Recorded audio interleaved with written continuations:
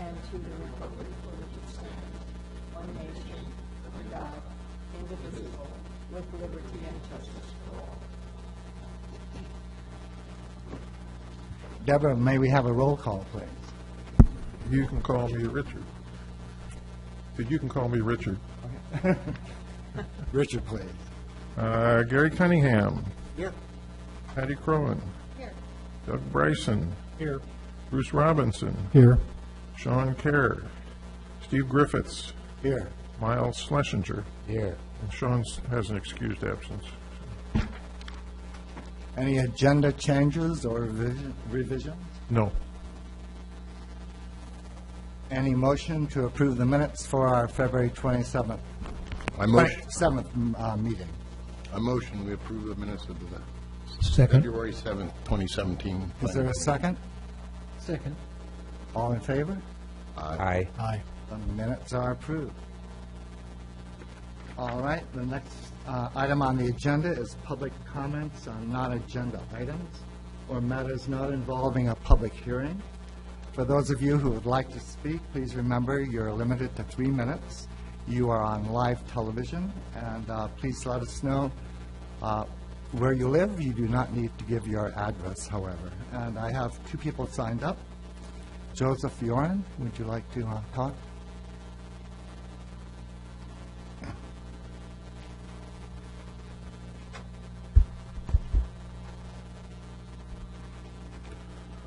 Good evening. My name is Joseph Yoren. I am president of the Lincoln City Parks Board. Tonight, Deborah's going to bring to you a recommendation for approval of a public meeting to discuss the next Parks Master Plan. I'd like to speak just a little bit to reinforce the Parks Board's motivation behind pushing this plan. It is a plan that replaces a previous plan that was supposed to be in place for about 10 years, and it was for about 15 years. And in the previous plan, the previous parks plan, we built no parks. And so, as Deborah's going to demonstrate in part of her presentation, we have a tremendous shortage in addressing the needs for our residents and the community. Using standards that the consultants chose as appropriate for our community, we identified some pretty critical needs in terms of what are known as pocket parks, which are very small, from 1/4 to 1/2 an acre, neighborhood parks, which are also small, between 1 acre and 2 acres, and community parks, which can be 2 to 6 acres. If you look at those size parks, and the difficulty that we have geographically with a city that's stretched as long as we are, we have wonderful parks that are all centrally located but very difficult for children to get to. And the vast majority of the work that we have done over the last 10 or 15 years has been on our 2 primary parks in Curtis and Regatta, and that continues. But we are neglecting the citizens that live in the rest of the city. Using very conservative views of the standards for a community of our size, we currently have a 57% deficit for pocket parks. We have less than half of what we need. Pocket parks being those very small parks, very limited features, but one where a young family could walk conveniently to take their child out for a chance to play on some grass, to use a climbing structure, something along those lines. If we go to neighborhood parks, we're even in worse shape. We have a 72% shortage. And the numbers that I'm talking about are for the community as it exists now, not projected into the future with growth, and not reflecting the large number of visitors that we get during the tourist season. So to have a 72% gap just for the kids that live here in town is pretty significant when then you fill up town with our visitors. The community parks, 55% deficit. We have tremendous advantages in our open spaces, which was completed under the previous plan. But the levy to complete those open spaces severely limits what we can do with them. They are designed specifically for passive recreation. So things like hiking, sitting, bird watching. And in addressing that need, we have, in my opinion, neglected the needs of the children. We have some sites that we would like to take a look at. The city owns plots and sites that could be used, but we need to get this plan pushed through so that we can go to work to address the needs of the kids that we have right now. As I say, that 10-year plan that lasted 15 years means a 10-year-old, when it was passed, is now 25 and has kids of his own. So we missed him, and let's not miss the next generation. Thank you. Thank you very much. Joseph, any questions for Mr. Yoren? Gary? When you mentioned deficit in the parks, particularly the pocket parks and the neighborhood parks, Yes.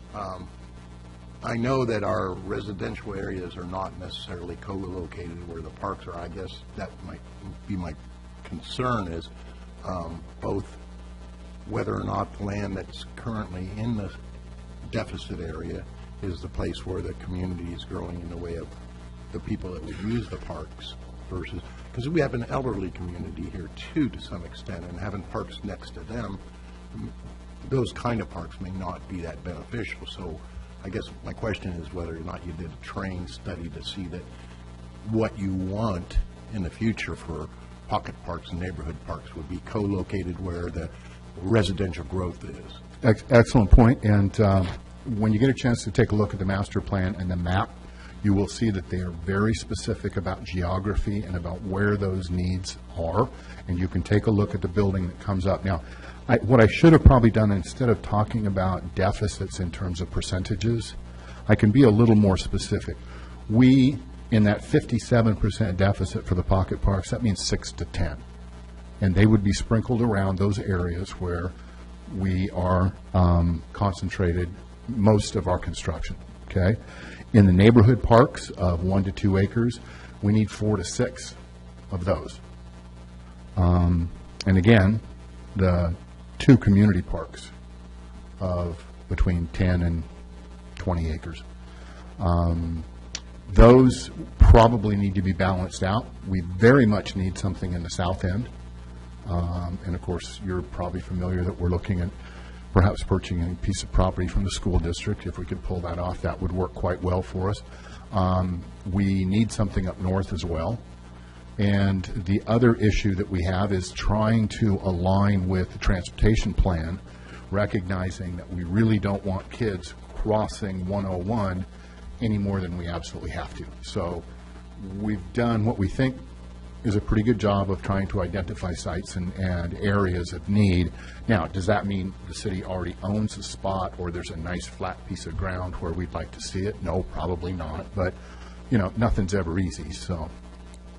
Okay. Any other questions? Well, thank you very much. I wanted to ask, what are the largest size parks that you have? I missed what you call them, neighborhood parks or community parks? The largest park we're thinking of, or the largest that we currently have? The largest that you currently have. Let's see, for a neighborhood park, what fits into that category best in the current inventory? All of the current holdings are inventoried in the plan, so it did a really good job of listing what we have. What we want to draw attention to is what we don't and what we need. Because as I say, the parks that we have are gems. I mean, they really are. I have no faults with those and what we've been able to come up with. But Deborah? Well, that's a good question. And, you know, sometimes the lines are blurred between what's a community park and what's a neighborhood park. And because we have few parks, our neighborhood parks may be serving as community parks as well. But, you know, probably the larger ones are Curtis Park, where we have the ball diamonds, and the skate park. That's all part of Curtis. That's on 22nd, Northeast 22nd. We have Regatta Park, which Joseph mentioned, and that's on West Devils Lake Road. And that has the new stage that was just finished, I believe. And it has a really nice playground that's sort of, the one everybody takes their kids to. And I guess those stand out in my mind as being our largest parks. And the smaller parks, you'd have an example of Wacoma that does have a restroom and a climbing structure. There's also one down in Cutler City. And I can never remember the name of that park. But those are two good examples of the small, but not the smallest of what we're looking at. Okay? Great. Again, thank you. I look forward to talking to you some more about the plan. Great, thank you. Yeah. And we also have Cheryl Johnson.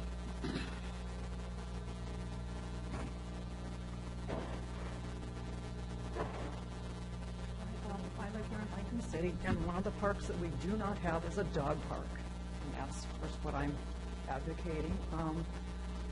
A dog park offers many things. Number one, it's a safe place that people can take their dogs to exercise, run freely, and without being on a leash. Make sure you're speaking in your microphone. It can pull around in front of you. Okay. And it offers, responsible pet ownership because you have a confined, a fenced area that your dogs can run free and they're not running through people's neighborhoods and that forth.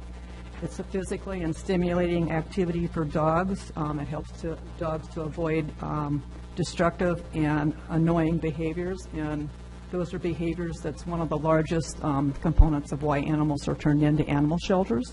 So if a dog can be, get exercise, they say a tired dog is a happy dog. So it provides seniors and disabled community members to have a place to take their dogs to exercise. And in a community with a large elderly population, it's a safe place to exercise your animals as well. It allows for socialization for both dogs and their owners. And it has the potential for having community activities with dogs as well. I know when I want to travel, one of the things I look for, a lot of people look for museums and that. I look to see if they have a dog park. If I was coming to the coast and look and see that Newport has 2 dog parks and Lincoln City has none, I'm going to go to Newport if I was, because I want to take my dog with me. And I know my dog's getting older, and I'm hoping that she's going to have a dog park that she can play in, because when I go out of town, I take her to dog parks, and she loves it. So anyway, I'm hoping that a dog park will be considered in the plans. Thank you. Thank you very much. Any questions for Cheryl? I have a question. Should a dog park have recreational facilities for a dog, jumping bricks, jumping? They can. It's nice, but they don't have to. A dog's happy just to run. If they have a place you can throw the ball, or just to run with other dogs. But it'd be nice. I would love it. There's agility things. I've seen different parks that do have agility things. Thank you. Thank you very much. Yeah. So this evening, there are no final orders or resolutions and written communications. We have no public hearings tonight. No old business is scheduled, and we do have some new business, and that is a work session on the Parks and Recreation System Plan. Okay, I am going to lower the lights, and then I'll come around to the testimony table. While she's doing that, I just want to remind everybody when you speak into the microphones.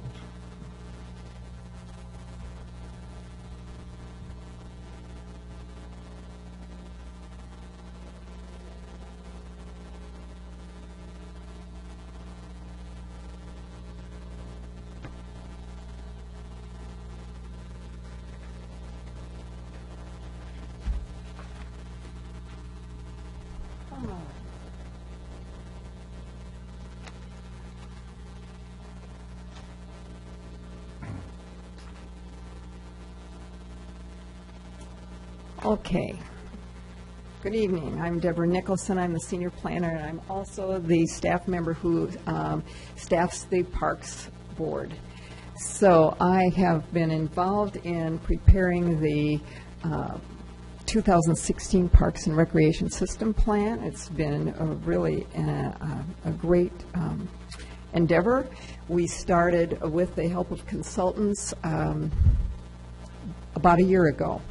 And so we are now at the point where we would like to propose adoption of the plan, and I will explain to you why we are here in a minute. But I should say that we were able to do the plan because we got a grant from the Oregon Parks and Recreation Department for $40,000, and that helped us.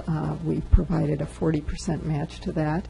And so we were able to hire some consultants to help us with the plan. They pulled together a lot of information. It also required a lot of staff time and a lot of time from community members.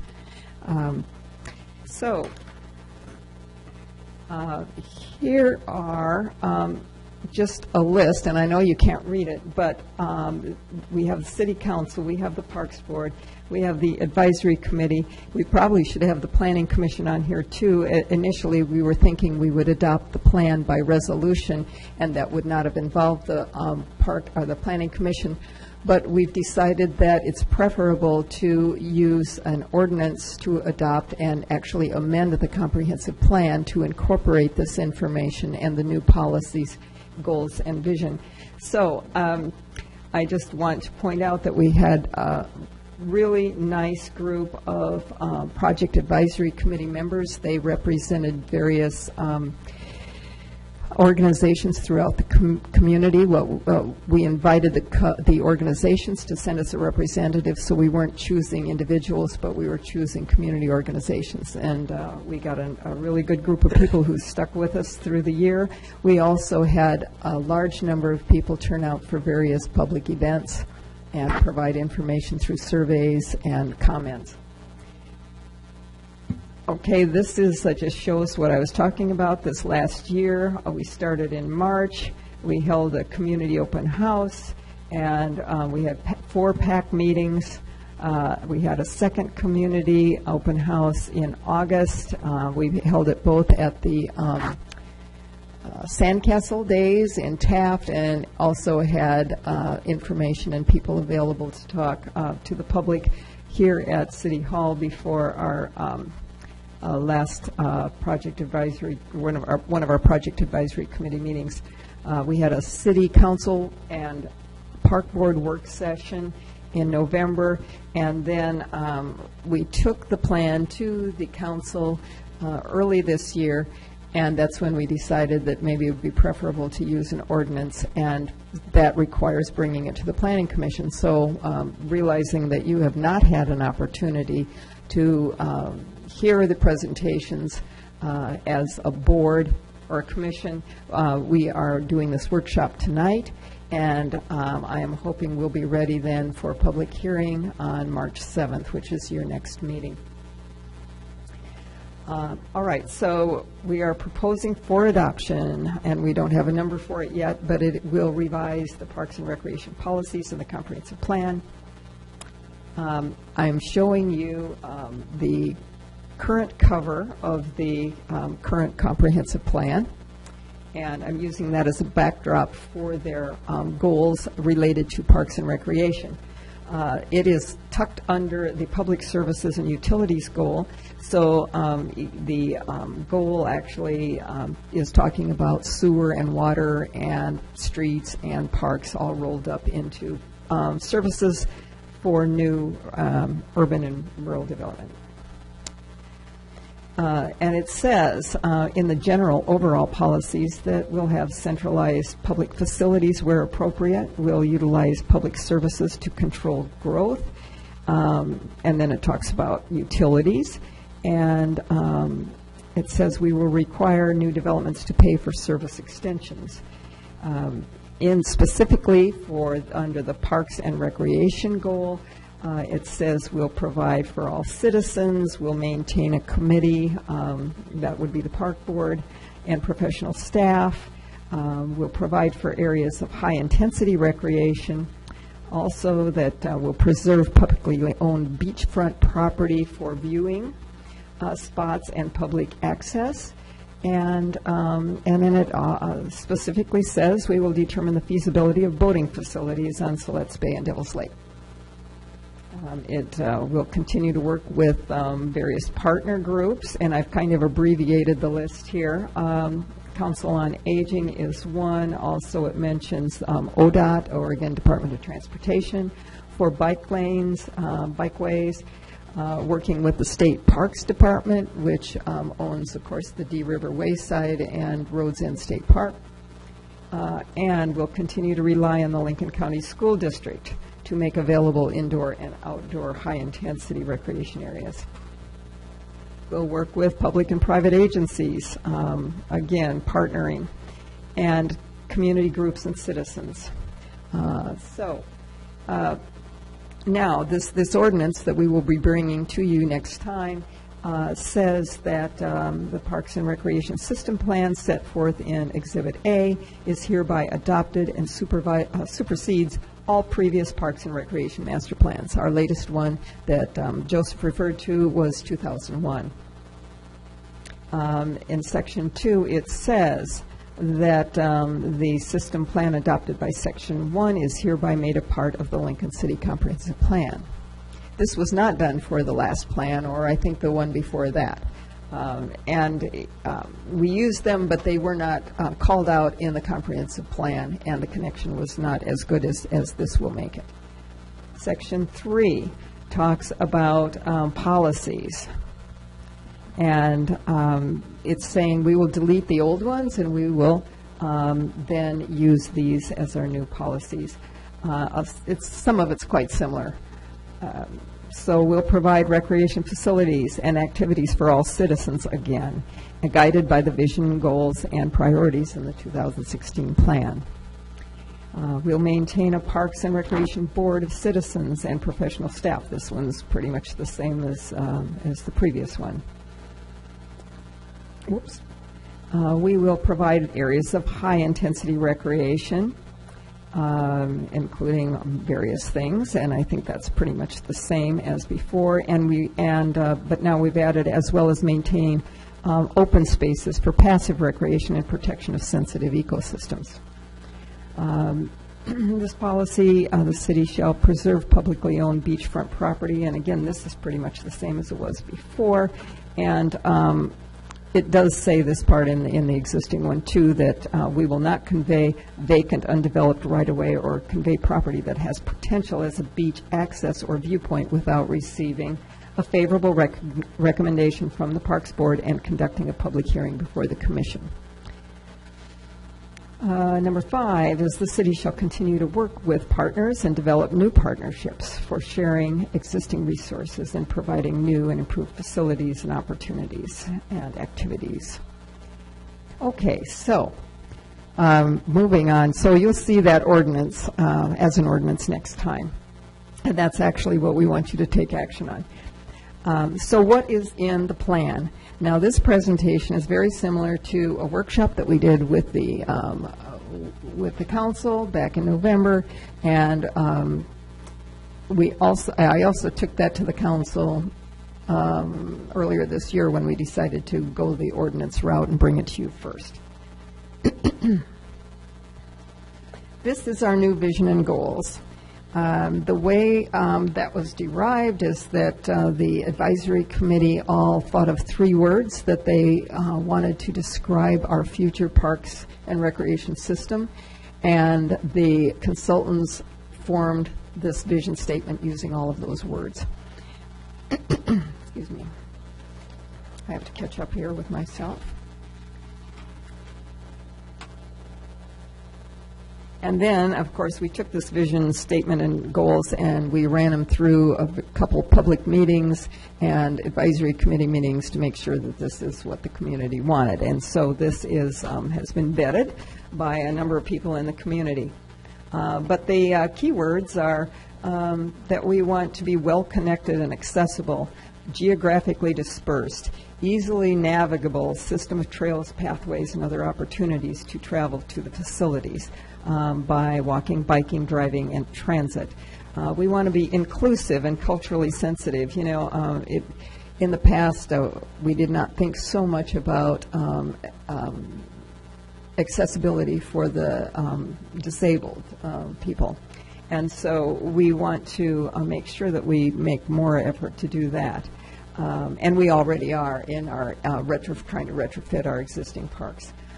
We talk about young families, also older adults, people with limited means.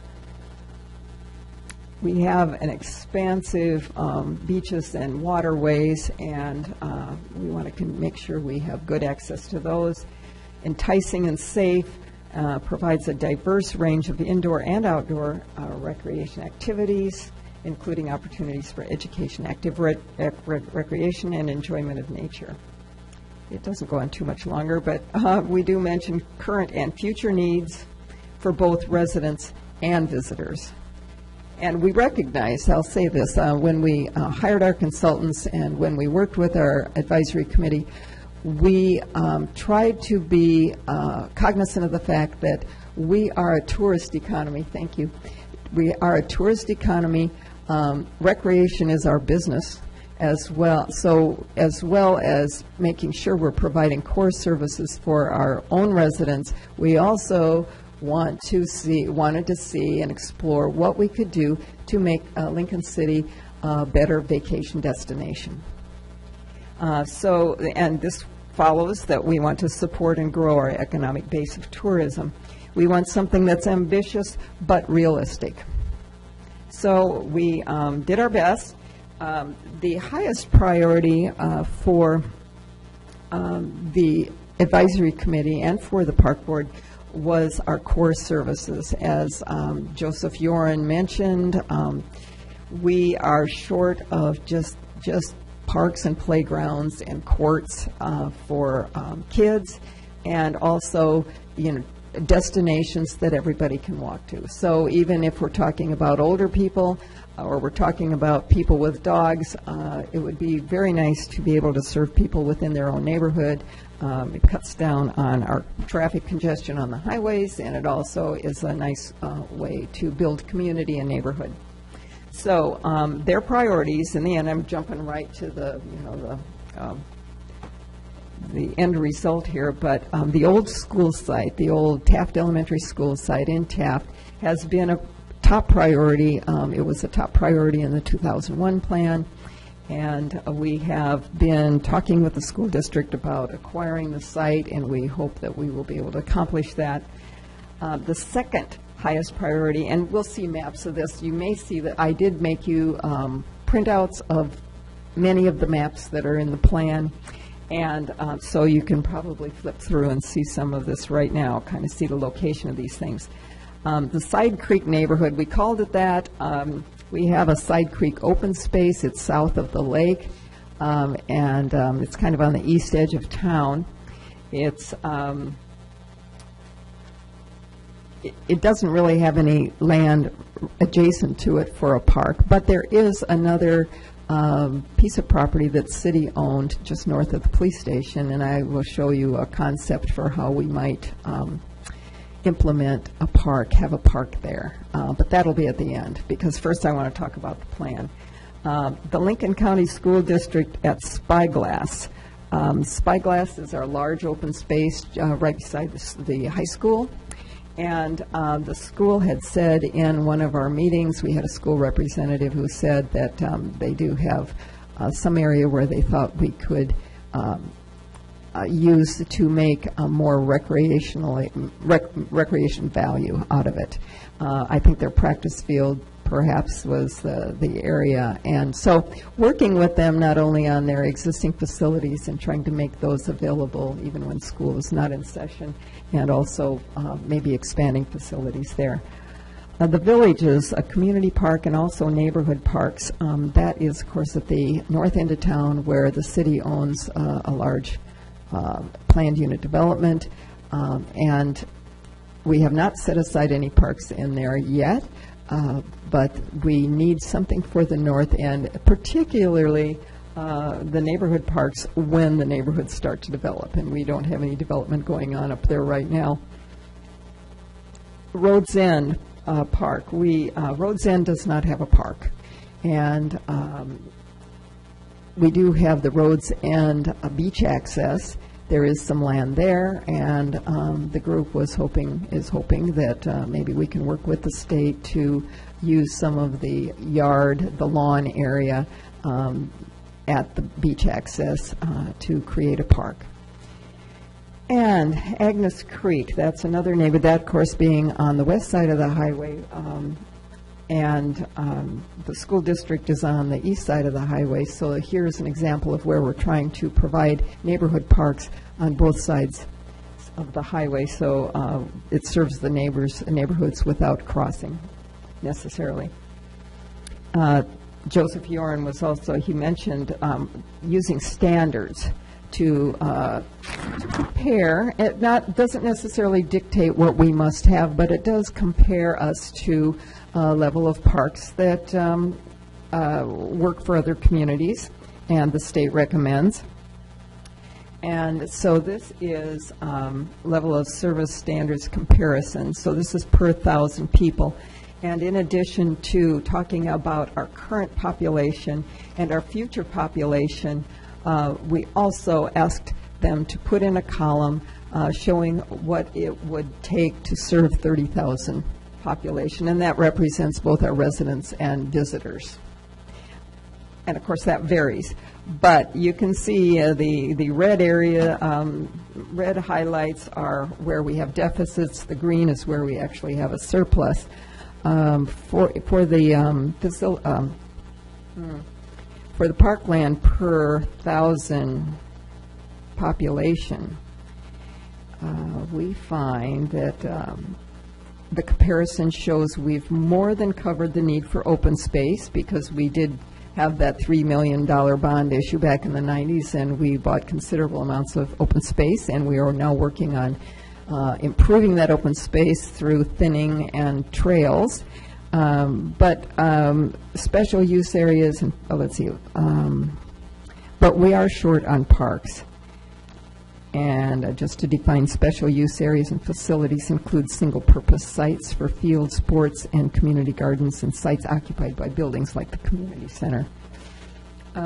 Also then, we have another state standard that talks about facilities per 1,000. And in this one, we find that we are short on playfields and courts, picnic shelters, and especially just day-use picnic tables, which is, kind of a low-cost item. What may be more meaningful for our city, because we are so long, we're 7+ miles long, is comparing the standard for geographic distribution of the parks. And in this case, we are showing a community park, and this one is Curtis here, the great big circle. And of course, we've divided our map into the north and the south, because we almost have to do that to get it on the page. But so our one big park, our community park, is Curtis. These smaller parks show what we'd call maybe a neighborhood park, and they are kind of at the small end of that. But the yellow part is the areas of town that are not within any recommended radius of any park.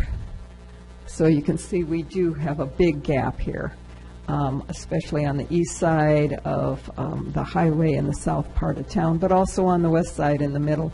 Now there is, Olivia Beach does have a private green and park area, primarily for its residents, but it is open to the public, but it's not really for that purpose. So we have the big gap here, and then we also have at the north end of town, Rhodes End, the Villages, which yet has to, isn't developed yet, but also the some of these north neighborhoods.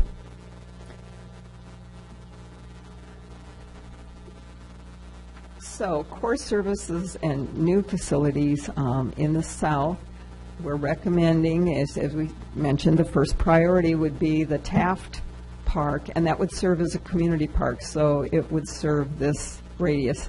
These look a little sort of squashed, these circles. They are round in the maps that you have in front of them, but I think they're distorted a little in the PowerPoint. That's the south neighborhoods are the top priority. The neighborhood or parks are very important. Agnes Creek Park may become more important. Agnes Creek would be, let me see here, right here, especially if we don't get Taft Park. If we're not able to acquire it, we'll have to look elsewhere for our park. And then let me see, Side Creek, we have that. This is the Agnes Creek Park. And this is the Curtis Big Circle. And then we go to the north, and the suggestion is to have a community park in the villages. And that's a higher priority than the neighborhood parks, which would be specifically for new development when it occurs. But this is an opportunity in the north end to provide a larger park for the community and specific uses that we maybe don't have elsewhere in town. Maybe some high adventure things, and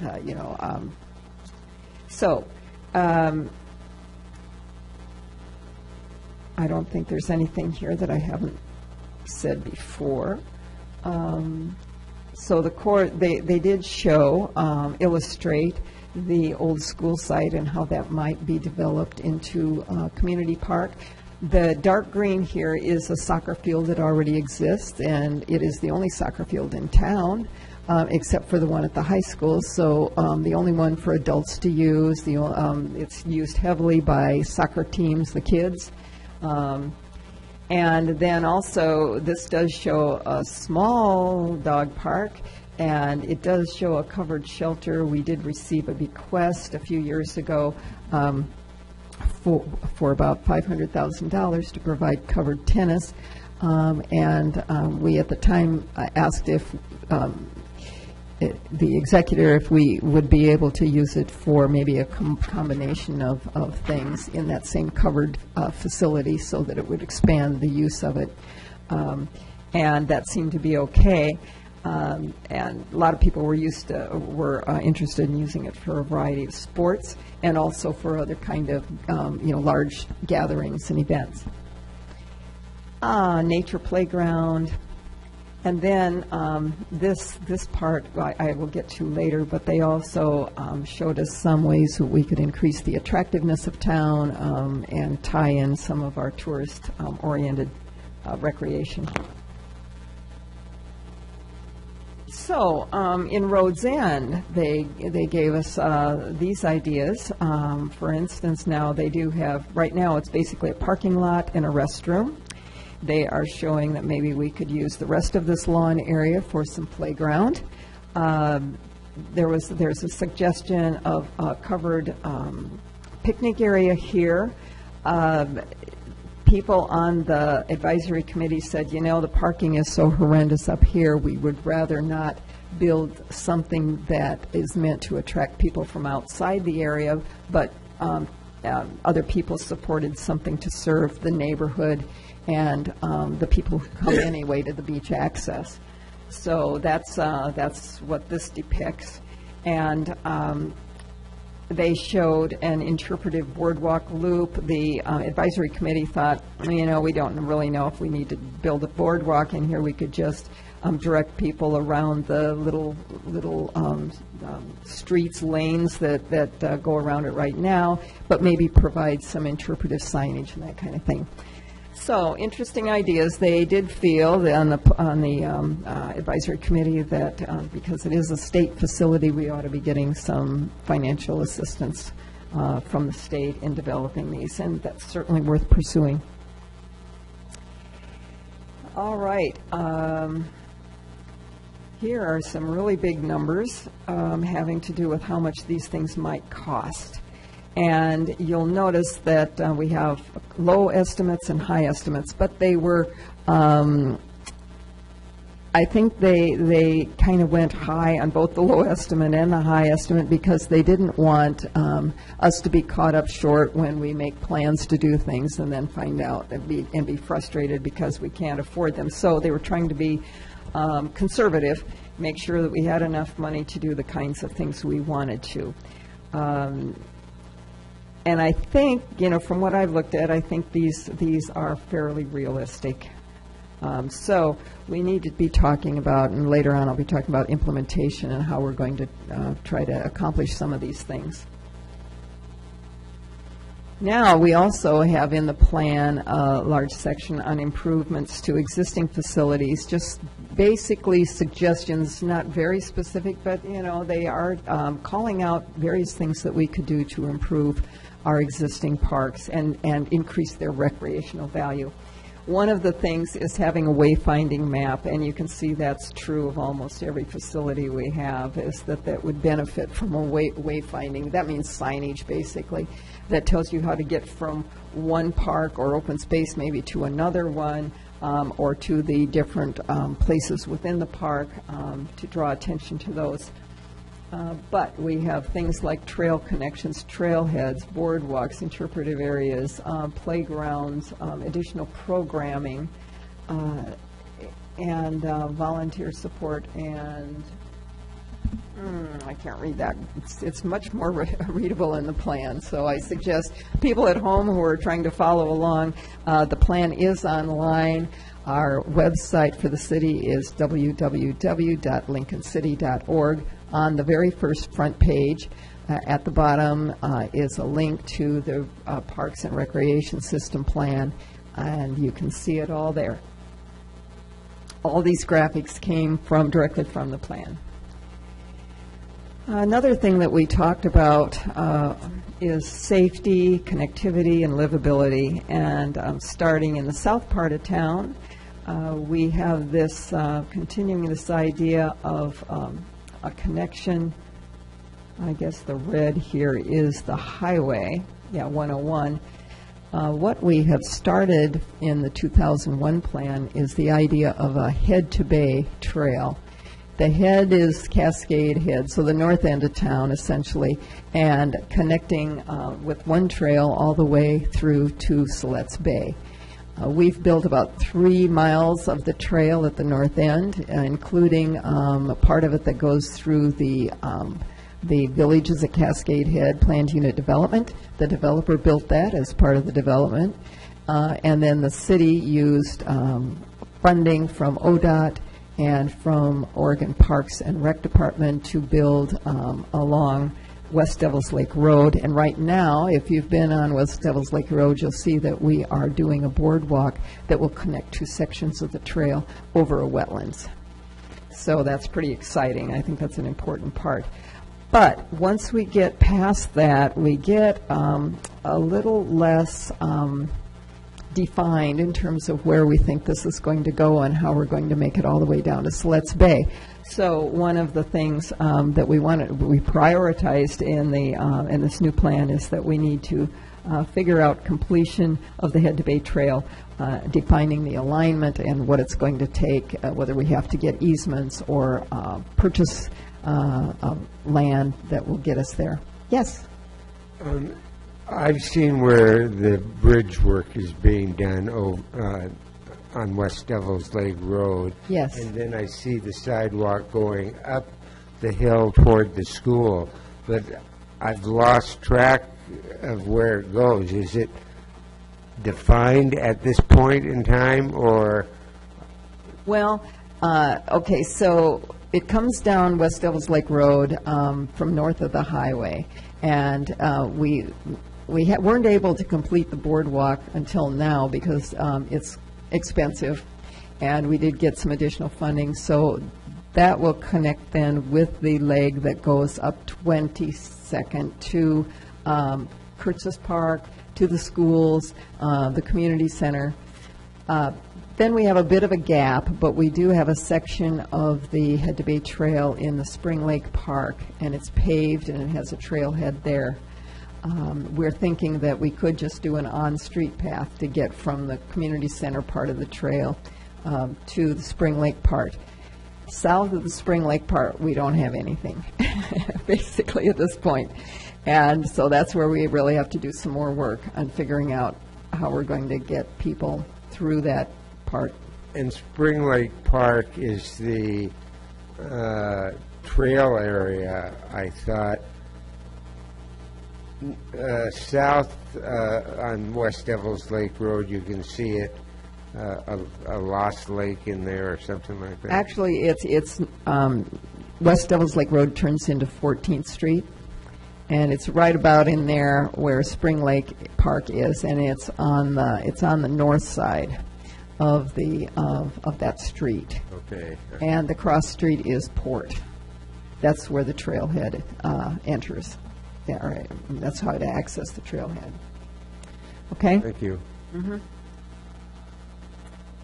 And so, yes, we want to fill the gaps on the Head to Bay Trail.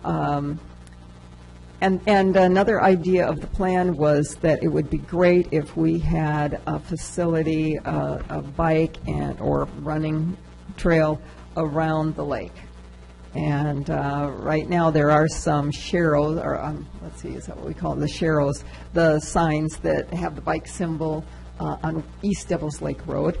But there is not a dedicated space in many cases, and it's a windy road, so it would really be much safer and attractive for people who are walking or biking to have that. And then, ideally, we'll pull that together and over to the West Devils Lake Road part of the trail, and we would have a total loop.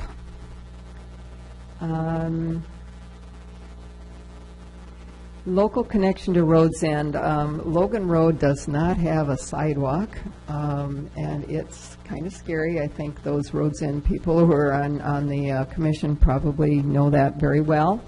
And so that is a high priority for the plan, is to provide a safe place to walk along Logan Park to the Road's End State Park at least. And yep. Let's see. Okay, so the consultants, at our encouragement, they asked us to think big, think out of the box. What are the big ideas you'd like to see for the future? What's going to make Lincoln City really stand out to tourists? And so the Kurtz's Park, but this also serves the locals. So one of the improvements was in the area of Kurtz's Park. And this is on 22nd and the highway. Here is over here. Kurtz's Park is where we have our ball diamonds, and it's also where we have our world-famous skate park. And this was basically a volunteer effort by Dreamland Skate Parks. And they live here in Lincoln City, or did at that time, and they asked if they could build this park, and the city participated, but it was essentially their volunteer effort. There have been some conflicts between skaters and bicyclists. Bikes want a place to do something like this too. If they use the skate park, they chip the edges of the concrete, and it causes a lot of damage. So the proposal is to do a BMX pump track, and this is not my strong point. I'm not a BMX biker, but it sounds like a good idea, and I know that there are a lot of people in town who would be excited, and a lot of visitors. And also having a kids bike skill course, so that would be smaller and gentler, I imagine, for learning to ride the bike. Trail connection up here is showing a trail connection, and also walking trails around here, which I think would be healthy in terms of opening this park up to people walking their dogs or exercising, as well as the kids at the park. Also on the same slide, so this is really loaded with new ideas, is a teen center and a senior center. The teen center, we do have a senior center in the community center right now, The thinking behind this is we need some expanded room for exercise equipment because that becomes very busy during the day. So having a separate place for seniors, but nearby. And the teen center has been a priority for a number of people have been talking about this since probably before the 2001 plan. The teens don't have a place to go unless they're actually physically exercising in the community center. And so either they're hanging out there or, they don't have a place. And a lot of them in town do need a place to go. And a lot of the discussion was that they need a place that could be nurturing, like such as a Boys and Girls Club might be, where they provide supervision, they provide maybe help with their studies, they have activities, and they have a safe place to hang out. Yes? Do you have any teens on your planning group? We did not. You might want to, before you go any further with the teen center, just from past experience, to make sure that the we're best addressing their intentions of needs. adults are not necessarily what the teens are interested in. Definitely, we would definitely want to involve them with the detailed planning about what goes on there and how it's furnished and what it looks like. Let's see. Oh, and expand the pool instead of having a wave facility. That was the recommendation of the advisory committee, but they're showing an expansion here. So expanded swim zone with zero entry wave machine. So kind of a, difference of opinion. Again, fleshing out the details of exactly what that would look like later, at a later date. And then you see the connection to Northeast Port Avenue, continuing the Head to Bay Trail. Another area for vitality and growth would be the Dee River Wayside. And, it accommodates a lot of cars and activities such as the Kite Festival. The consultants suggested, and I think the committee agreed, that it could be more attractive, better looking. It could provide facilities, maybe some landscaping, some play facility perhaps. This is a wind and water plaza where it might be partially covered so people could get in out of the elements and still enjoy viewing the ocean. What they stressed, though, the committee stressed, is that a lot of people like to park here and look out at the ocean, especially on a bad day. They don't even want to get out of their car. They just want to sit and look at the ocean. And so the idea of maintaining a substantial amount of parking here is important. Also, they talked about expanding the parking over into this city-owned property. This is the Hostetler Park, and we have a bit of open space here, and this gets over into the state park parking lot, but right now it's closed, unfortunately, so I'm not sure what's going on with that. The other idea here is that we would have a connection that would allow people to walk from the boardwalk, which is here, and across and through along the river, which is a whole nother ecosystem and enjoyable place in and of itself, and then have a pedestrian bridge that would cross over and allow people to get over to the ocean. Or to, they can walk under here. Sometimes it depends on the tide, it depends on, various things. But the sidewalk on the bridge is extremely narrow and uncomfortable, and there's no place for bikes. So this might be a great extension of our Head to Bay Trail. And an improvement to the intersection.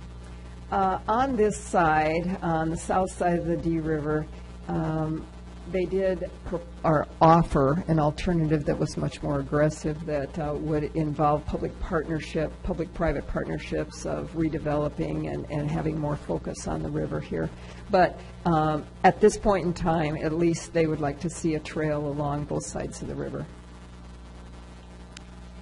And then Schooner Creek back down here, the park that we're talking about at the old school site is here. This is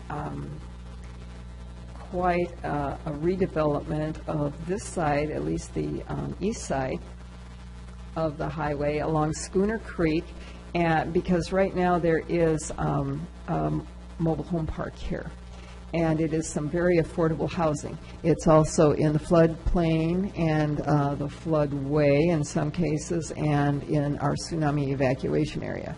So finding an alternative place for affordable housing that would accommodate these people would be beneficial for a number of reasons, but it would also free up, and then this would be open or parking that could accommodate the overflow we get when we have a busy weekend in Taft, and it wouldn't be damaged by flooding, so that's the bonus.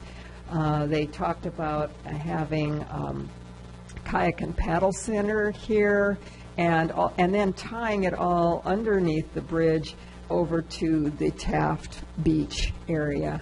And if you extend all the way down to 51st, we have the shelter there and sort of a plaza area. So, so that's that. Now, these are even bigger numbers for what these big ideas would cost. And again, these are not things that we are going to expect our new development in town to pay for. But if we wanted to do these as tourist attractions, there may be, possibility of tourist transient room tax money there for part of it. There may be support for a bond that would provide this, assuming that it's going to increase our shoulder season or off peak season time of year for tourism. So the Parks Advisory Committee, or the advisory committee for this plan, were not nearly as adamant about needing to do these things, but that they are good ideas, and they rated them according to which ones they thought were most important. I think that the fact that the Curtis and Community Center improvements would provide so much that's needed in the community for our residents help to boost that up to the top. Same with the Head to Bay Trail. And then these other ones, both rated highly. The Schooner Creek Waterfront Park rated much lower because, in part, of the idea that we would have to find new home for the mobile home park or affordable housing, and that was a big concern. But you can imagine any of these things that would really make the community very attractive to tourists and welcoming. So other destination recreation type things that we don't have in town now, mountain biking, zip line, adventure challenge courses, canopy walks, which are basically suspended walkways through the treetops. I guess, a number of people have told me they have tried those in other places and find them to be, just really cool. Ed Drystad, who is our Visitor and Convention Bureau Director, he has actually been involved in constructing those in previous places. Paddling and Exploration Center, both at Devil's Lake, Schooner Creek, and Slets Bay. The Outdoor-Indoor Water Park. Wave Park was one that, they got pretty excited about until we realized how much flatland that would require in order to build. It's basically like recreating an ocean wave so people can surf inland. But so that we kind of threw that one out, frankly, because it was going to cost a huge amount of money and required a lot of land that we don't have available for that. Implementation, Parks and Recreation staffing, the committee was very adamant about making sure that we had adequate staff, maintenance staff, and also they would like to have a dedicated Parks and Recreation director. We used to have one. Ron Ploger retired, I believe, in 2010, and we haven't had one since. I have been doing the planning and the staffing of the park board. Lila Bradley, Public Works Director, has been in charge of the parks maintenance and the budget. And Gail Kimberling has been in charge of the community center and the community center budget. So, we're all have other jobs. Lila and I certainly have other jobs, but there is an advantage of having one person who is overseeing all aspects of parks and recreation, so they can see opportunities and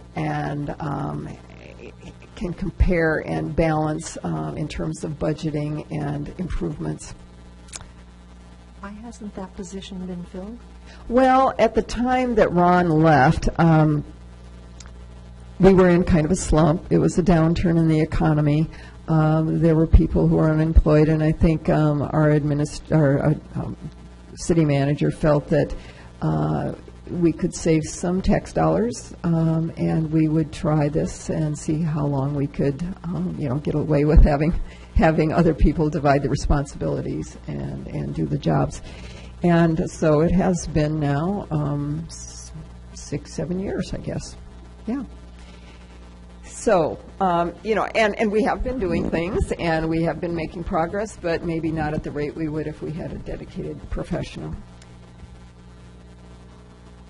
All right, and then funding options. These are funding options that are available for other things as well, but system development charges, we do have a dedicated fee each time we have a new hotel room or a new dwelling unit, $2,000 we get from the builder, developer, home property owner, and that goes to support new population growth. One thing I'll say about this is that in areas of town where we still expect to see development, like in the Nell Scott Gap and in the villages, this has a direct relationship between, getting the new dollars from the new units and then building a new park.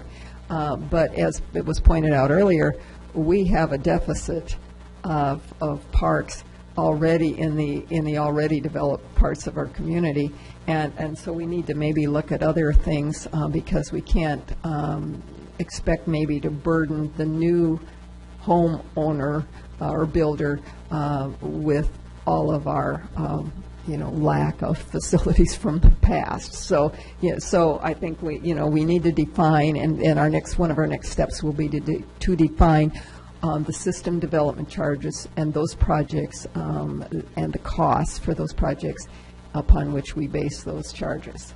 And then we'll also want to look at some other sources.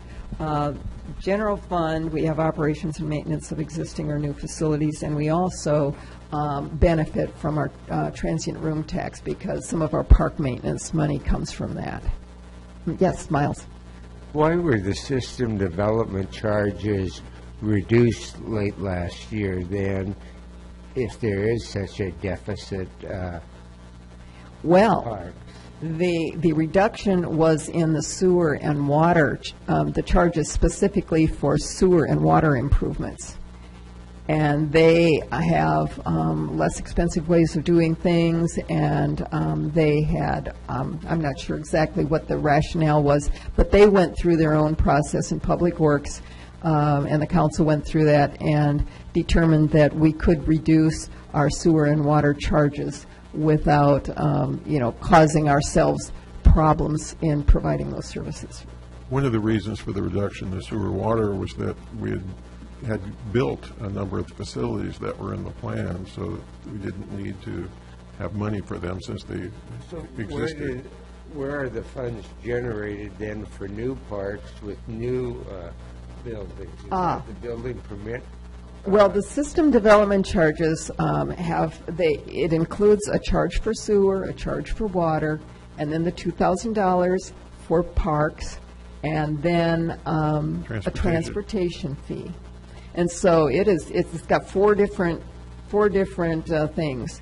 And when you total that all up, then we add that on to, at the time that they receive their building permit, they pay their system development charges.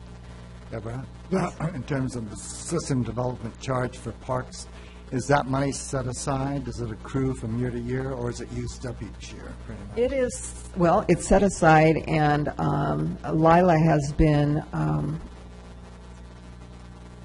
doing some things with that money. For instance, building the city's portion of the Head to Bay Trail from about Devil's Lake south to and up 22nd. That money, I think, we used as match for some of the grants we got, our money accumulated through system development charges. And she'd probably be better at telling you exactly where we're at with that budget and how she has used it in the past. So now that we have a new plan, I expect that that will probably direct some of the choices and prioritization on how to spend that money. But we don't necessarily, it is a pot, and it isn't necessarily tied to a specific neighborhood. Yes? I guess that would be something that a parks director would have a better control over on where the new money coming in gets spent. Because I guess, there's a lot of needs, and we've decided to spend money on the trailhead right now. Mm-hmm. Would you turn your nameplate around, Gary? I just noticed that you're the only one who doesn't have a name. Yes, okay. He is here. I didn't know who I was, so it's important to be able to see that. Well, and when we do budgeting at the city, the department heads start off with a budget, and they go over it with Ron Chandler, our city manager, and then they propose it, and it goes through to the budget committee, and then eventually it goes to the full council. And so, there is a process now. But specifically with system development charges, in order to know how much we should be charging each unit, we do an analysis, and that is, as I said, will be the next step in our process. Whether we have a Parks and Rec director or not, we will go through, and we will probably have a consultant who specializes in system development charges help us analyze the costs for serving the new neighborhoods and then applying that on a per unit basis. So so we will have a list of things on the list that we established in 2008, before I was here. One of the big things in that, the big items in that system development charge list was the development of the Taft Park, and it hasn't happened yet.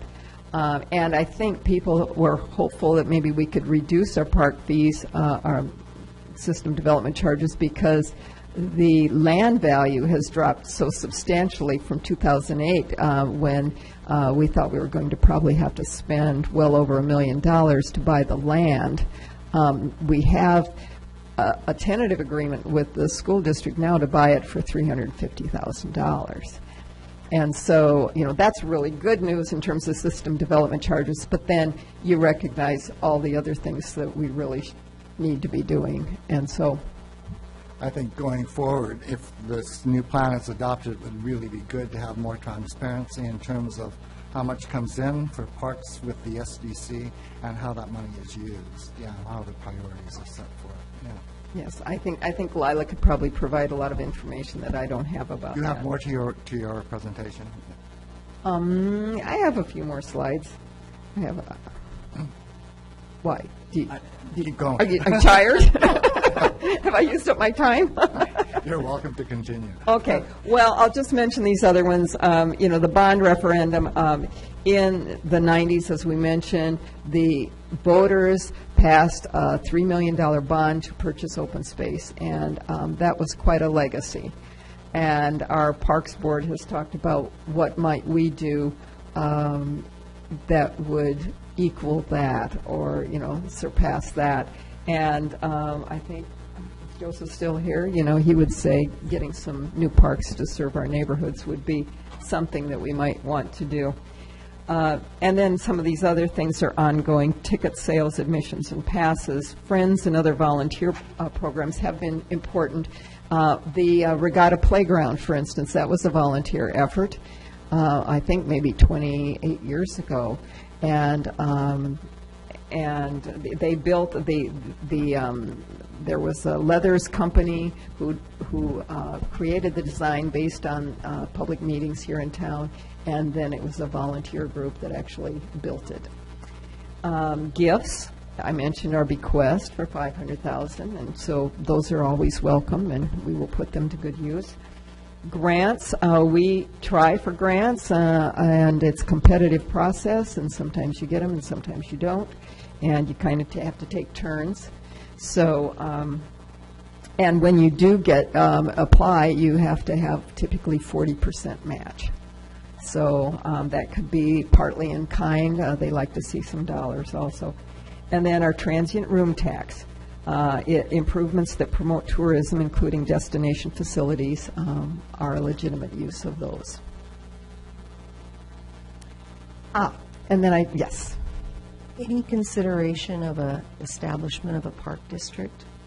Yes, I have heard some people mention that, and I think Dick Anderson, one of our council members, mentioned that at one of our advisory committee meetings, and yeah, I'm not sure. He'd probably be better explaining exactly how that would work, but it would include more than just Lincoln City, and I believe it would have a separate tax associated with it.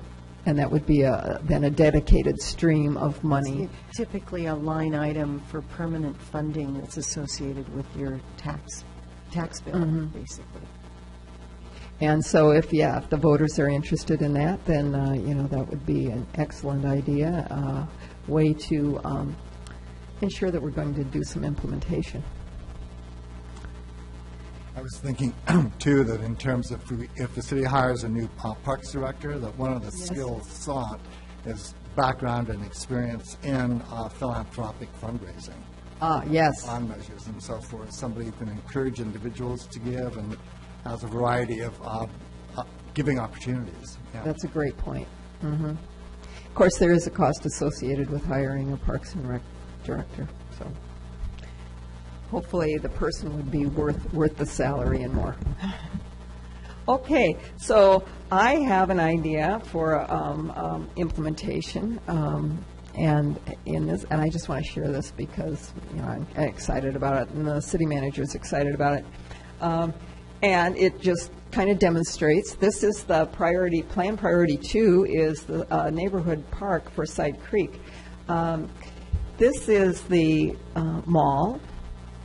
And a lot of people have been using this plot of land over just north of the parking ramp for the mall as a park, both for their dogs and to walk through it and just to enjoy it. Well, there's a new owner who is developing mini storage on this lot, so that's going to go away. So that is really the only, and it wasn't a real park, but that was the only place that this whole neighborhood south of the lake had for park. So this is open space, and it's has I think some wetland in it, so it's not really a place that we can expect people to play in. But we have this area. Here's the police station. Here is a number of public works buildings and parking area. This land was given to the city, and maybe I've written this down here. I think it was maybe in the 60s. And the deed says that it is for civic buildings and park and open space. And it specifies that only a third of it is supposed to be for civic buildings, and the rest is supposed to be parks and open space. Well, with the police station and the Public Works Department buildings, we have used up probably a third of the land, and so we have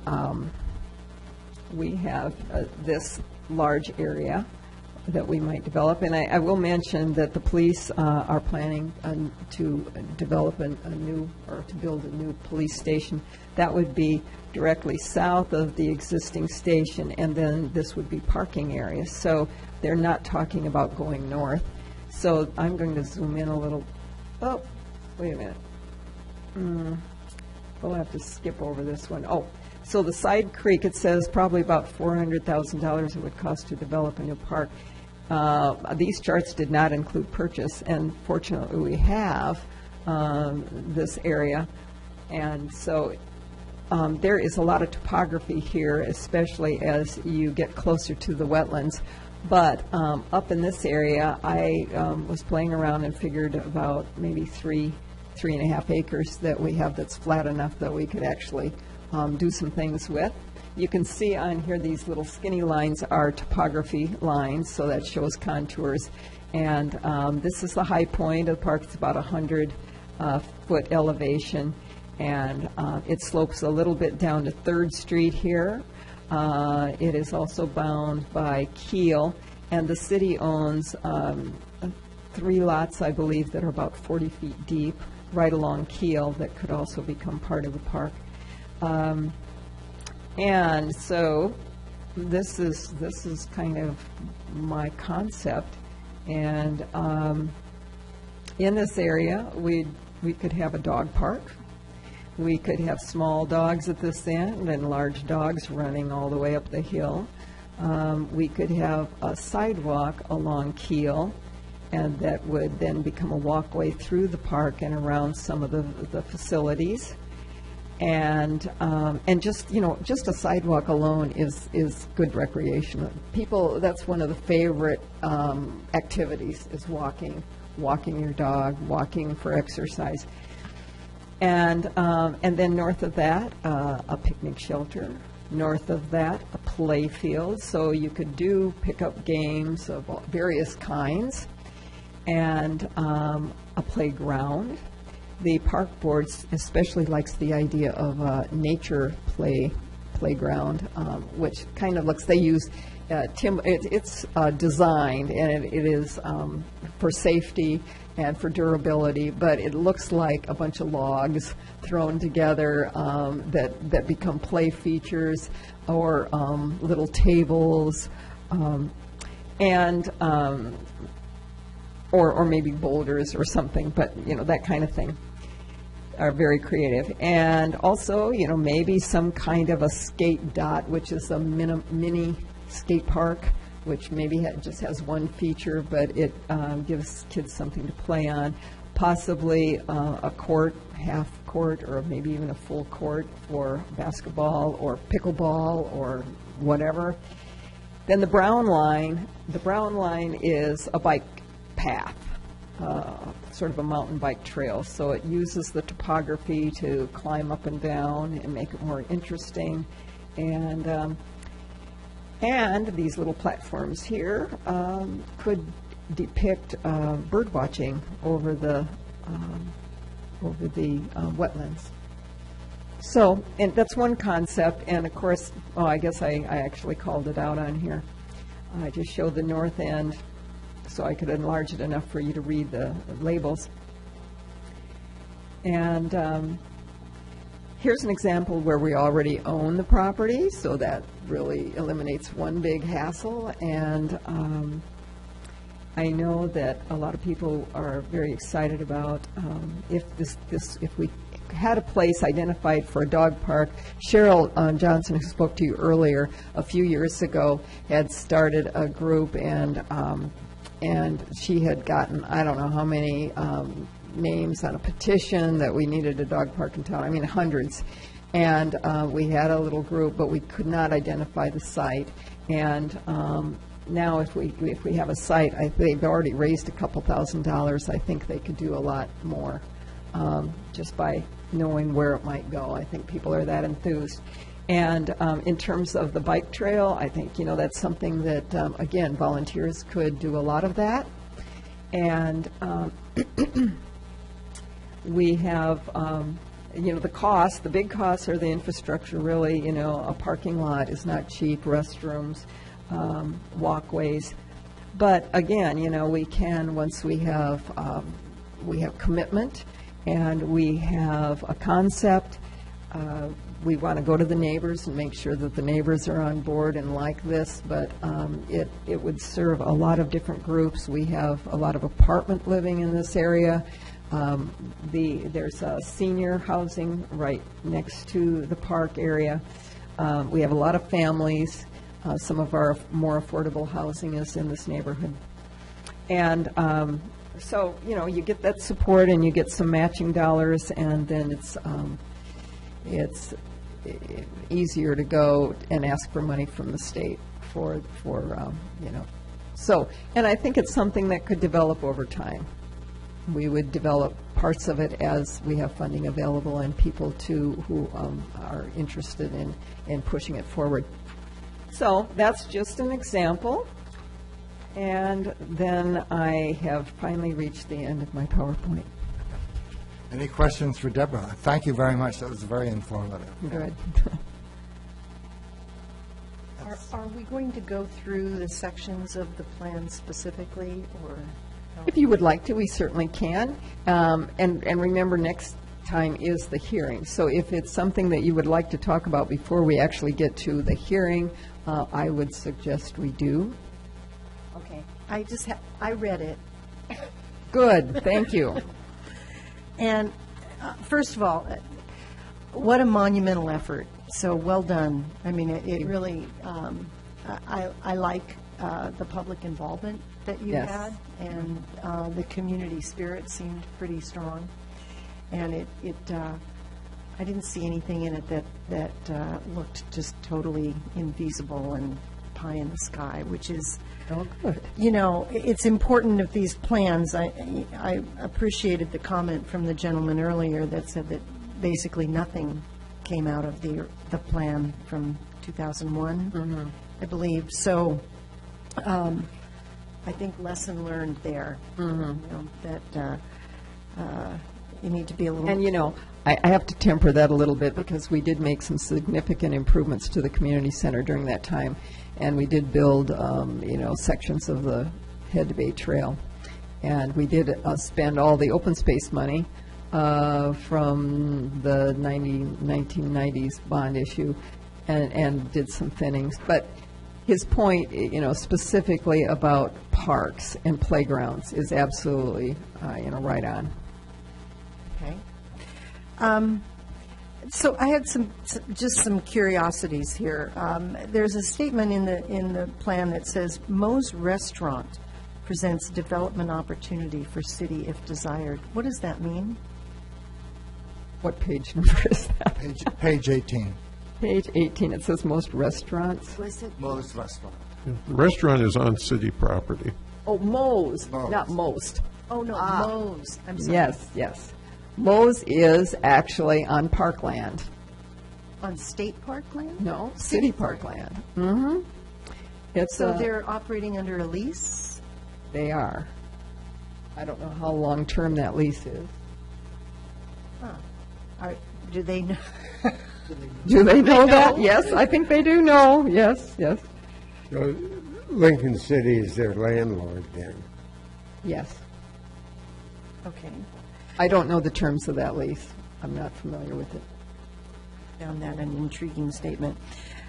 Throughout the text, and you've mentioned this, provide wayfinding signs. Yes. Would those include tsunami evacuation information? That, yes. Well, it could, and we should coordinate with that. We've been talking about a citywide wayfinding system, you know, that would have a similar look and be coordinated. The emergency preparedness person is working on tsunami signs, and we do have some in place already. We could perhaps use more. So that wasn't a real emphasis of this plan, but I think coordination with that effort would certainly be appropriate. I'm a little concerned, I didn't see a lot in the plan about establishing operation and maintenance fees for these facilities. And I know we've talked about, or you've talked about philanthropic opportunities to build something. But of course, once you build it, you need to take care of it. So Right. I would like to see a little more of that, thinking about how to pay for these things. And that's one of the things a park district kind of Yes. comes in to help with. You mentioned the standing wave pool that's not feasible. I think that's called the ocean, but In our case, yes, I think we could use the ocean. I think the idea with that is that it can be safer than the ocean Right. For various reasons, but still, it's not going to happen here. I guess kind of a general thing, and maybe you can talk about how you discuss this.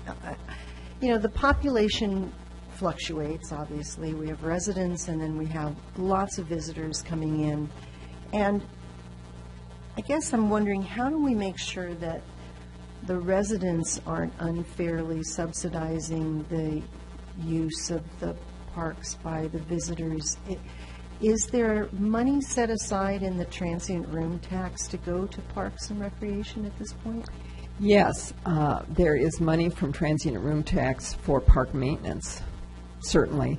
And I guess we would, be, if we had something in particular that we wanted to propose for funding for as far as a new facility or something, that, we would have to make that proposal, and those overseeing that budget would have to decide whether, that has a higher priority than marketing or, some of the other programming type things they do. Funded by that?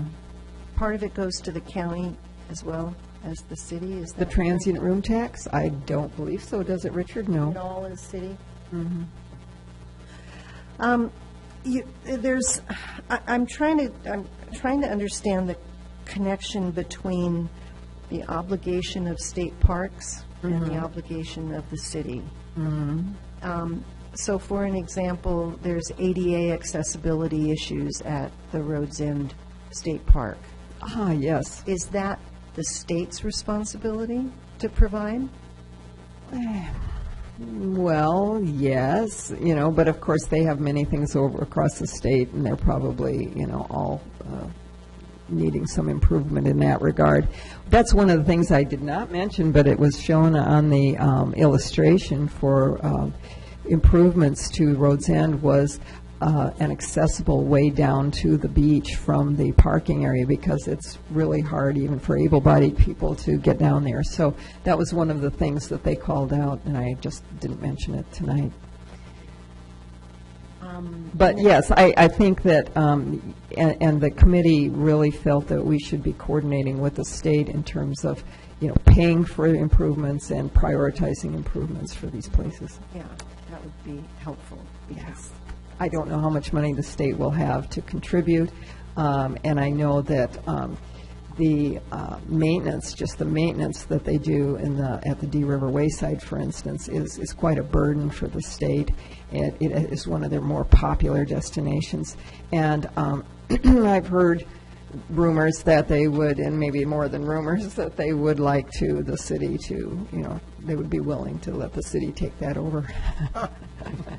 So, and there may be Court reasons. mentions that, yeah. There may be reasons we would like to do that too. to But take the Dee River site, is that what you're?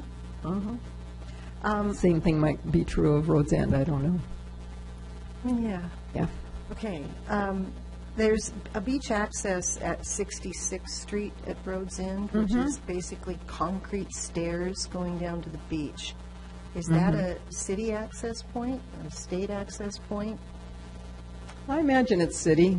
We have, and I think maybe we have a map in there of all the beach accesses that we have. Because there's concrete stairs with no rail. Oh, Oh, it's very dangerous. So I'm just wondering if that was under consideration, just installing a railing. I will mention that to Lila, and maybe she can get that on It's a quite list. steep, and And at low tide, the last step is 6 feet high. Oh, yeah. I mean, when the sand washes out. I think I remember that. Okay. And then the other is just a comment. I was happy to see included in here educational signage. You know, I think it's certainly needed in the Rhodes End area and along the beach access sites, particularly with the protection afforded the coast, the marine life on the coast, and yet there's not a lot of information provided to people about what that really means. Yeah. So I appreciated the educational signage portion of this. And we have so many rich ecosystems in addition to the beach and, you know, our wetlands and our uplands and. Right, right. Part of protecting it's understanding it, so. Yeah. Further questions for Deborah? I got a couple of comments, and yeah, awesome presentation.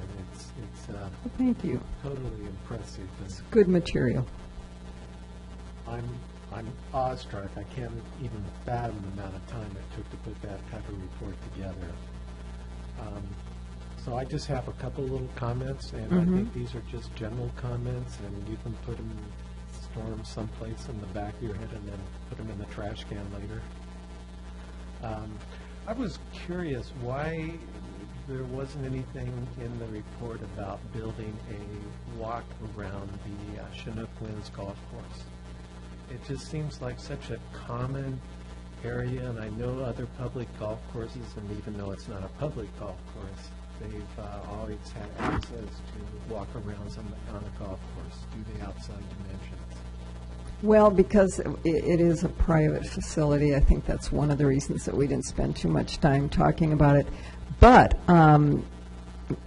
here's something that may help. We have a project in the 2016-2018 State Transportation Improvement Program budget that is going to build a shared path, I believe, along the highway and along Chinook Winds between Nyatsu and Logan Road. And so that'll be a nice start to something. I know a lot of people do cut through the golf course when it's not open. I mean, I've seen them, but I know that they risk being hit with a golf ball. You know, and they are on private property, so, you know, that's. Yeah, but we, you know, I'm just taking that a little step down the line, because we do have that Cascade Head property, and it seems like that could be a nice tie-in point. And then they do have access now, the city's given them access to get lake water, so there could be kind of a reciprocal agreement that we could come up with them together. And again, this is just a general comment. And then my final general comment is, I didn't see anything about Olivia Beach Park. The Homeowners Association down there has a park that is good size. There are recreational points on it. I think they even have a couple of little campfire spots inside that, and I'm always seeing dogs out there on a run. I know it's used by other people other than the guests down at Olivia Park. And I was kind of curious to why that wasn't in our inventory and why their beach access that they have up on Southwest Coast wasn't on an indication on your map. Yeah. Well, it is private. And Richard, can you shed any light on the arrangement or the understanding about use of that park by the public? They do allow the public to use it. It's private property, but as part of the PUD approval process, they agreed to let the public use that facility. Is the public access to the beach, is that also private property then? I thought we had an easement on that. Between Anchor Avenue and the bluff edge, yes, that is private property. And probably actually down to the vegetation line down on the beach is private property, but they also allow the public to use that. And I think, I live in that neighborhood, and I think that park is good for people who can walk to it. I don't think there's much, if any, parking available for people who might want to use it. And they also, I use those steps frequently, too. It's open to the public. appreciate that. But that's interesting, yeah, that we didn't include it, and I'm not sure if I guess if we started including privately owned things, our inventory could expand substantially.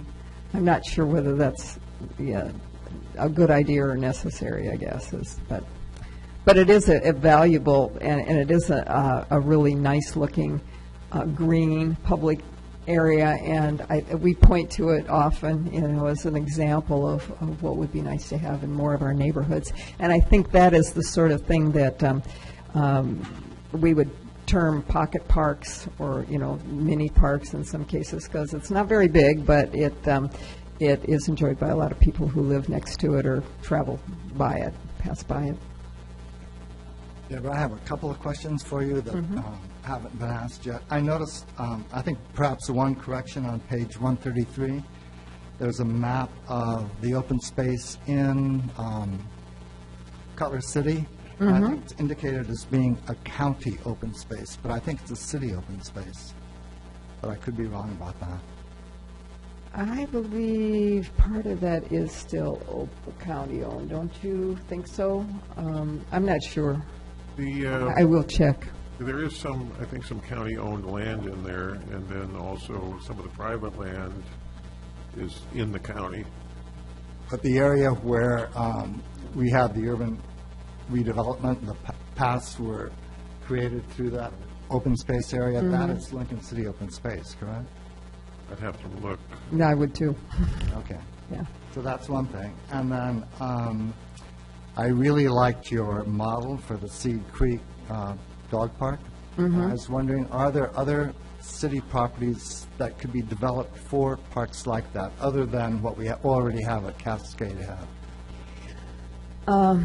Well, the park board has asked and received maps of all our city-owned properties.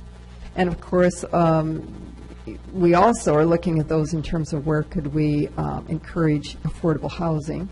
So, but we do have some small pieces of land that might be quite suitable for a pocket park, a place for a picnic table, or a little playground feature. That would be nice for a neighborhood. The advisory committee said, our priority is, at least, and I don't know if this was a consensus, but a lot of them felt that our priority would be for the neighborhood-sized park, but if we can't get those everywhere we need them, that a pocket park or a mini park would be better than having nothing. And so that's, something we'll work towards. Thank you. You also mentioned that there's a couple of areas that are already included in the plan for park development. That's by the Dee River, on the north side of the Dee River. That's city-owned, and that's already in there as potential park. And also expansion of Kurtz's Park. There's other city-owned land in there. Right. Thank you. Any other questions? Yes, just the one. I didn't hear anything discussing the acquisition up in Rhodes End. Was there any consideration in this plan to place one of the larger community parks up there as a future development? Well, really the focus in Rhodes End was on the Rhodes End State Park, because we saw some available, what we think might be available land, and already publicly owned, not necessarily city-owned. And we were talking about community and neighborhood parks in the villages, which is fairly close to Rhodes End, and large tracts of undeveloped land. So that's why we were looking at that. And we are, I think we are looking at development of a new preliminary master plan for the villages, and so hopefully when we do that, we will also be looking at where we want to have parkland for the future development up there, and also as a community park. So the idea of the community park, for instance, some of those destination-type recreation facilities that we talked about, like these, I'm trying to think what some of them were, the adventure course, ropes courses, and canopy walks and that kind of thing. might be very suitable for areas of the villages that are hard to provide utilities to. So they're not, they would be very expensive to develop into housing, yet, it might be a great resource where we could provide, for instance, a disc golf course is another thing we're talking about having up there. And we're kind of a little bit stalled there. I don't know exactly where that's at. But anyway, some of these types of recreation facilities, outdoor things that would provide an alternative to being on the beach, and maybe extend our tourist season because they aren't necessarily just a summer type activity, and still, not be occupying land that is where the highest use or best use might be residential.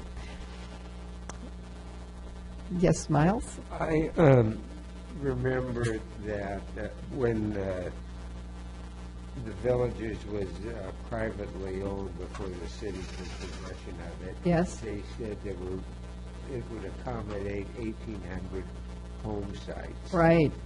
And I'm wondering, in the development that's been built so far, how many home sites are there, or is it just raw land that is not subdivided yet, or do you have the option to make the lots bigger or smaller? Richard would like to talk about that. It's almost all just raw land. There's, at the very entrance, there's an area, I think it's got 10 or 12? Pardon me? Oh, I'm sorry. The 10 or 12 that are already built is what I was thinking. It's approved for a total of 16 units there, I think. And as Deb said, about 10 or 12 of them have been built.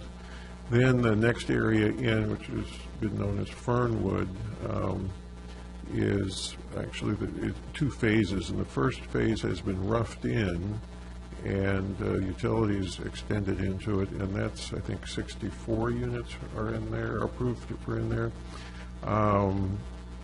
That is going to be changed in some way. We're not sure yet exactly how. And then the rest of it is raw land that presumably our new plan will indicate what's feasible both economically and from an engineering standpoint. It'll obviously, I think, land up being much less than 1,800 units, though. There's enough land there, though, that you've got plenty of flexibility there. Yes. Yeah. And there's a lot of good ziplining territory up there. That's right. Yeah. All right, well, thank you very much, Deborah. Yeah, we have one other item on the agenda this evening. Do we want to continue with that? It's almost 7:45, or put it off for another meeting? That's the commission training. It's your call. What I had in mind is there's, we've done 4 of those chapters from the Department of Land Conservation Development online training. There's 4 more, 3 of which are about the coast, and they'll probably run 45 minutes total. It's your call whether you want to do it tonight or a little bit tonight or whatever. Commissioners? Not tonight. Haven't had dinner. Yeah, I think we ought to go home. Yeah, let's postpone it for another time. then. Okay. Thank you. So going forward, reports and comments from the Community Development Director. Richard? No comments? All right. City Attorney is not present. Anything from the Planning Commission? Mr. Robinson? Yes, thank you. I've been thinking a lot the last couple of months about distressed housing in Lincoln City. I'm not even sure I know what the right terms are, but I'd kind of like to know how we measure distressed housing, or You think in terms of things that are poorly maintained, or well, extremely poorly maintained, marginally unlivable type. we don't collect any information on that. Occasionally we get complaints. There's a property maintenance code that we have, and there's, through code enforcement, if, like if there's accumulations of debris in the yard, or junked vehicles, or, just the facade is poorly maintained, those kinds of things. There can be enforcement action on that. Is there any role for the planning commission in, I don't know what I'm trying to ask here, in beautification of the city by helping out this process of getting some of the distressed housing repaired? Are you talking hands-on? Do you want to go out with a... Well, yeah, I could do that, and I would, but I'm talking about the role and responsibility of the planning commission really is planning of land use. Right.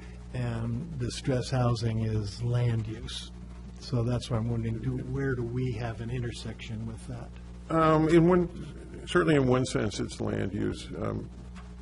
It's not, I think, within the traditional purview of a planning commission, where there's things that can be done, like on property maintenance. If you don't like, for instance, the way our property maintenance ordinance, what it covers or doesn't cover, that certainly is a good area for planning commission attention. And that's in the nuisance section of the code, if you want to look at it. There may be other things. I'll give it some thought and see what we can come up with. Yeah. Are there any housing rehabilitation grant programs available these days? Urban Renewal has housing rehabilitation grant programs or loan programs, zero-interest loans. And didn't we meet the new enforcement officer? Yes, Josh Cunningham. I think he may be related to somebody on the planning commission. Thank you, sir. You have a point? Thank you. Any other comments from the commissioners? Okay. Well, our next meeting is March 7th, and we will be having the public hearing on the Parks and Recreation Plan. Thank you very much. That was very informative tonight. Well, thank you. Glad to hear the comments. Meeting is adjourned. Oh, yeah, I like it.